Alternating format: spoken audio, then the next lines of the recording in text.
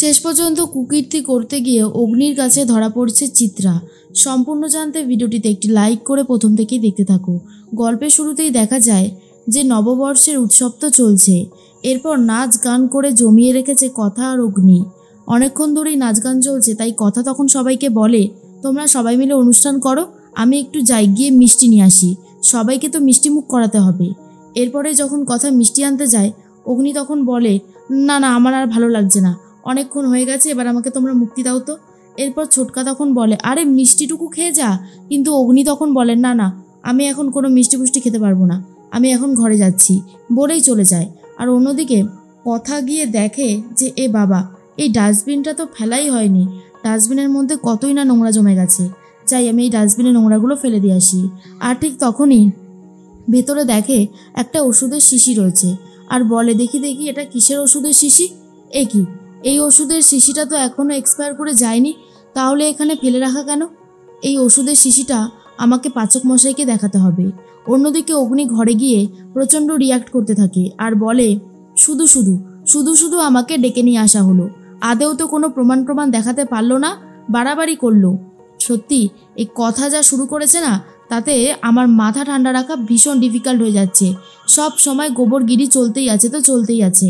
এর মধ্যেই কথা চলে এসেছে, আর তখনই অগ্নি বলে, এই তো তুই এসে গেছিস, আমাকে মিথ্যে বলে এখানে ডেকে নিয়ে আসলি কেন? তুই যে বললি তোর কাছে প্রমাণ আছে, ক্লু আছে, সেই ক্লু কোথায়? এর মধ্যেই কথা বলে, পাচক মশাই আপনি তো জানেনই আমি মিথ্যে কথা বলি না, আর আমি কেনই বা মিথ্যে বলতে যাব? আমি কোনো রকমের কোনো মিথ্যে বলিনি, আপনাকে আমি সত্যিটাই বলেছি আর এখন বলছি। আচ্ছা পাচক মশাই, আপনার মনে আছে আমি সেদিনকার দুব্য তুলতে গেছিলাম, মন্দিরের পেছনের যে জানলাটা রয়েছে না, সেখানে আমি অনেক হাতের ছাপ দেখতে পেয়েছি, আর সেখানে এমন কিছু কাণ্ড দেখেছি যেটা আমার অস্বাভাবিক বলেই মনে হয়েছে। তখন আরও একটা জিনিস কথা অগ্নিকে দেখায় আর বলে, এই ওষুধের শিশিটা ভালো করে দেখুন পাচক মশাই। আর তখনই অগ্নি বলে, কেন, এতে কি আছে? তখনই কথা বলে, এটা আমি ডাস্টবিনে পেলাম, এই ওষুধের শিশিটা দেখুন, এটা কিন্তু এক্সপায়ার করে যায়নি, কিন্তু কেউ যেন ফেলে রেখেছে। আর তারপরেই অগ্নি তখন বলে, এটা তো স্লিপিং পিল মনে হচ্ছে, এটা তুই কোথা থেকে পেলি? ডাস্টবিন থেকে? তখনই অগ্নির কথা শুনে কথা বলে, হ্যাঁ আমি এটা ডাস্টবিন থেকেই পেলাম, সেদিন না আমার অত্যাধিক ঘুম পাচ্ছিল, যেমনটা ঘুমের ওষুধ খেলে হয়, তাহলে কি আমাকে কেউ ঘুমের ওষুধটাই খাইয়েছিল? অগ্নি তখন বলে, হ্যাঁ এটা তো হতেই পারে। এরপর কথা বলে, পাচক মশাই চলুন মন্দিরের পেছনের ওই জানলাটার কাছে যাই, তাহলে আরও অনেক কিছু দেখতে পারবেন। এরপর এই অগ্নি আর কথা মন্দিরের পেছনে চলে গেছে। কথা তখন বলে, দেখুন পাচক মশাই দেখুন, কিভাবে এই লতাপাতাগুলোকে এখান থেকে সরানো হয়েছিল, আর এখানে এই হাতের ছাপগুলো দেখতে পাচ্ছেন, এখানে থেকেই কেউ কারসাজিটা করেছে। তখনই অগ্নি সবটা ভালো করে ফটো তুলে নেয় ফোন থেকে, যাতে এগুলো পরে প্রমাণ হিসেবে কাজে আসলেও আসতে পারে। কথা বলে, পাচক মশাই আমি বলছি এখান থেকে কেউ কোনো কারসাজি করেছে, কিন্তু আমি একটা কথা বুঝতে পারছি না পাচক মশাই, যদি আমি ধরেও নিই যে এখানে থেকেও কেউ ওই মুকুটটা চুরি করেছে, কিন্তু কি করে সম্ভব সেটা? মানে এখান থেকে আসল মুকুটটা চুরি করে নকল মুকুটটা মায়ের মাথায় বসিয়ে দেওয়া, এটা কি করে সম্ভব? অগ্নি তখন বলে, সেটা তো আমিও বুঝতে পারছি না রে গোবর দেবী, আমিও ভাবছি। এরপরে লতাপাতাগুলোকে পড়ে থাকতে দেখে কথা তখন বলে, ইস লতাপাতাগুলোকে এইভাবে ফেলে রেখেছে, গাছপালা বলে কি ওদেরও প্রাণ নেই নাকি? একটি গাছ একটি প্রাণ। তখনই অগ্নি বলে, ব্যাস গোবরগিরি আবারও শুরু হলো, এই শোন, তুই লতাপাতাগুলোকে পড়ে থাকতেই দেখলি, এই দেখ এখানে কারোর চটির ছাপ রয়েছে, দেখতে পেয়েছিস? এখানে ডেফিনেটলি কেউ এসেছিল। এরপর জুতোর ছাপগুলোর ফটো তুলতে থাকে অগ্নি, তার মধ্যেই কথা তো জুতোর ছাপ দেখতে গিয়ে প্রায় পড়েই যাচ্ছিল।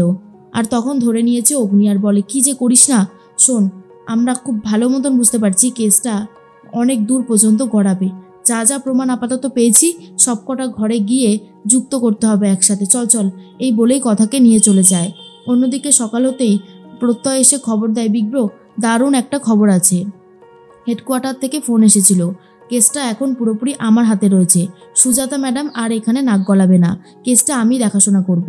কথাটা শোনার পর তো বিগ ব্রো মানে অগ্নি ভীষণই খুশি হয়ে যায় আর বলে, কি বলছিস কি প্র্যাটি? প্র্যাটি তখন বলে, হ্যাঁ রে বিগ ব্রো, ঠিকই বলেছি। এর মধ্যেই চলে এসেছে কথা, জুনি আর ঋতু। তখন ওদেরকে দেখে অর্ণা বলে, ব্যাস চলে এসেছে গোবরগিরি করতে। কথা তখন বলে, ঠিক আছে আপনারা কথা বলে নিন, আমি পরে কথা বলতে আসছি। আর তখনই অগ্নি বলে, না না তুই যাস না, তুই এখানে থাক, তোর সাথে অনেক দরকারি কথা আছে, আর সবার সামনেই কথাটা হওয়া দরকার। প্র্যাটি কাল কথা এই স্লিপিং পিলটা পেয়েছিল, আর কথা মনে করছে এই স্লিপিং পিলটাই ওকে খাওয়ানো হয়েছিল বলে ও ওরকমভাবে ঘুমিয়ে পড়েছিল, আর তারপর মুকুট চোরের অনেক বেশি সুবিধা হয়েছিল এই কাজটা করতে। প্র্যাটি তখন বলে, কি বলছিস বিগ ব্রো? বিগ ব্রো তখন বলে, আমি ঠিকই বলেছি। আর তখন কথাকে জিজ্ঞেস করে, এই ওষুধটা তুমি কোথা থেকে পেয়েছো? কথা বলে, ডাস্টবিন থেকে পেয়েছি। এর মধ্যেই দেখা যায় চিত্রা চলে এসেছে আর লুকিয়ে লুকিয়ে অগ্নিদের কথা শুনতে থাকে আর বলে, সর্বনাশ, ওদের হাতে কি করে গেল এই ঘুমের ওষুধটা? এবার কি হবে? এবার তো ধরা পড়ে যাব আমি। হে ভগবান, আমাকে আর কে বাঁচাবে? এবারে তো মনে হচ্ছে আর কেউ বাঁচাতে পারবেই না। কি যে করি? অন্যদিকে আক্কি তখন বলে, কি অবস্থা, আমাদের বাড়িতেই কেউ এই কারসাজিটা করেছে। তখনই প্রত্যয় বলে, আচ্ছা কথা, তুমি আর কি কি দেখেছো, মানে আরও কিছু বলতে পারবে? কথা বলে, আমি না ঘুমের মধ্যে দেখছিলাম কেউ একজন মুকুটটা চুরি করে নিয়ে যাচ্ছে সামনে দিয়ে, কিন্তু আমি এতটাই ঘুমে আচ্ছন্ন ছিলাম যে আমি পুরোটা বুঝতে পারছিলাম না। ভাবছিলাম কি স্বপ্ন দেখছি নাকি সত্যি। আমি এই ঘটনাটার কথা কাউকে বলিনি। আর এদিকে মন্দিরের পেছনের দিকে যে জানলাটা রয়েছে সেখানে আমি কারোর হাতের ছাপ, চটির ছাপ দেখতে পেয়েছি। অগ্নি তখন বলে, হ্যাঁ, কারসাজিটা যে করেছে মন্দিরের পেছনের জানলাটা দিয়ে করেছে। আমার যেটা মনে হয়, কেউ যদি ভেতরেই আসতো তাহলে তো মন্দিরের সামনের দরজা, সামনে থেকেই জানলাটা খুলতে পারতো। সে এরকম পেছন থেকে জানলাটা কেন খুললো? এতগুলো লজিককে যখনই একসাথে করা হয় তখনই চিত্রা বুঝতে পারে খুব তাড়াতাড়ি চিত্রা ধরা পড়তে চলেছে। আর তখনই অর্ণা বলে, আমি যতদূর জানি মা যখন এই উপোসটা করতো তখন তো কিছুই খেত না। তোমাকে ঘুমের ওষুধটা খাওয়ানো হলো কিসের সাথে, এটাই তো আমি বুঝতে পারছি না। কথা তখন বলে, এই কথাটা আমার মাথাতেও ঘুরছে, কারণ আমি তো সেরকম কিছু খাইনি। কি যে আমি খেলাম, হ্যাঁ মনে আছে, আমি শরবত খেয়েছিলাম, নুন চিনির জল খাইয়েছিল আমাকে, পিসিয়া খাইয়েছিল। তখনই প্রিয়াঞ্জলি বলে, দেখেছিস বিগ ব্রো, ও এখন মাকে ফাঁসাতে চাইছে। তখনই অগ্নি বলে, আমরা সবাই জানি পিসিয়া এরকম কাজ কখনোই করবে না, তোরা একটু শান্ত হ, কেসটাকে ভালো করে আলোচনা করতে দে। তখনই কথা বলে, কেউ তো আছে যে এই পেছন থেকে ষড়যন্ত্রটা করেছে, কিন্তু কে সে? তাকে ধরতে হলে আমাদেরকে ঠান্ডা মাথায় বসে সবটা হিসাব করতে হবে।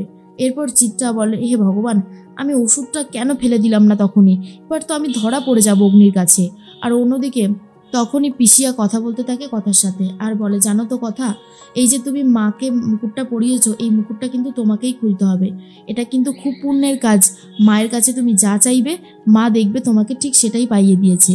এরপর মুকুটটা খুলেছে কথা, আর তখনই মুকুটটার পেছনে একটা ছোট্ট চৌকো মতন জিনিস দেখতে পায়, যেটা দেখার পর কথা চমকে যায় আর বলে, এটা কি? এটা তো মায়ের মুকুটে কোনোদিনও দেখিনি সেভাবে, এটা কোথা থেকে আসলো? আর এরপর চিত্রা বুঝতে পারে আর যেটুকু বাকি ছিল ধরা পড়ার জন্য সেটুকুও এখন পেয়ে গেছে কথা। আমাকে আর কেউ বাঁচাতে পারবে না। আমি যে মুকুটটা চুরি করেছি সেটা অগ্নি আর কথা খুব শিগগিরই জানতে পেরে যাবে।